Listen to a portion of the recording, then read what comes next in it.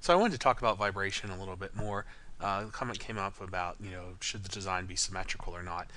A lot of the designs I provide for examples in this course are symmetrical just because most of you have not taken a design course at this point. So I'm trying to keep things a little simple. You know, the organization helps. Not trying to do anything too advanced at this point with the design, but something that we're kind of talking about. And symmetry is a little, an easy way to kind of approach design if you don't have a background in it. So looking at this assignment, and talking about how vibration occurs based on the design, not based on the colors this time. So we're looking at, I set up these 5 basic layers here, and the first one's just some concentric circles. And you can see there's a good amount of vibration going on. It's not terribly interesting in any way. It's just something pretty basic, but shows vibration. Now, as I kind of change this up a little bit, I work on adding these blue squares, and then I, basically copied this space and pasted it. A lot of copy and pasting for this, which saves a lot of time when doing symmetry designs. So, move to where they have these blue and red squares. The vibration's a little bit more. The pattern's still fairly simple, not very anything too exciting. When we move this up, you can see that, there's a little bit of difference in the amount of vibration. Now, the difference that we're noticing here is due to the edges. Where these blue and red meet, excuse me, I wanted to switch pointers there.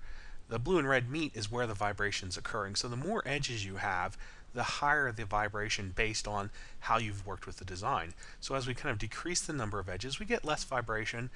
Still basic kind of same idea that they're both kind of boring. So moving on, I added circles to the inside. Now I think you're limited to squares or something. That's something we can talk about if you have more design experience. But you can do all this with just squares. I just did circles and squares to create more surface area for these colors to meet. So as I add in red circles, you can see the vibration is toned way down, but there's still some good vibration around where these blue areas are.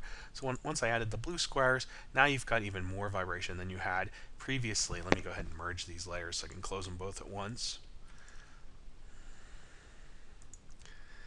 So when we take out the circles, you can see the vibration decreases. As we add all these additional edges where the colors meet, the vibration really intensifies. But in the circles, you get a little moment of rest. But overall, this would be a very strong, vibration. So kind of moving on, played with this a little bit more, played with the layers a little bit more, and then, going back and forth, this what we've already seen, but went back and forth and kind of selected off of this base layer. Let me pull this up for you. One more. Selected with the wand here, a color, and then I would go to another layer and kind of remove that color. So basically I've selected, let's do it again. I'm selecting the blue, and then I would go to where I either had the circles or squares, and I would erase, those. You can easily duplicate layers here.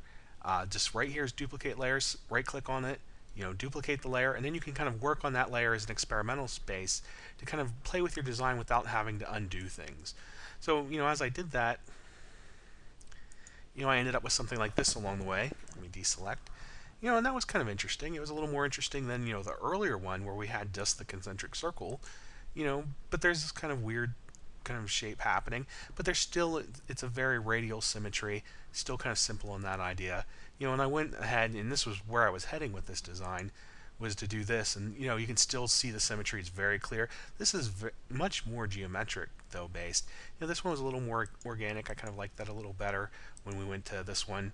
But I would definitely touch it up some more. But these are things you'll find along the way if you just kind of play with copy and paste and duplicating your layers and really trying to, amp up the number of edges, because if we go back to the concentric circles, this is where we start. It's kind of boring. There's not a lot of excitement going on. The design is kind of well crafted, but that's all you could really say about it at that point. At this point in week 4, we've talked about design a little bit. Draft should be coming in about design.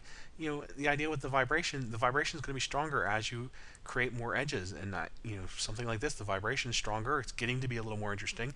It definitely, if this was something I was working on for an example, I'd work on it some more. But it's a good starting point.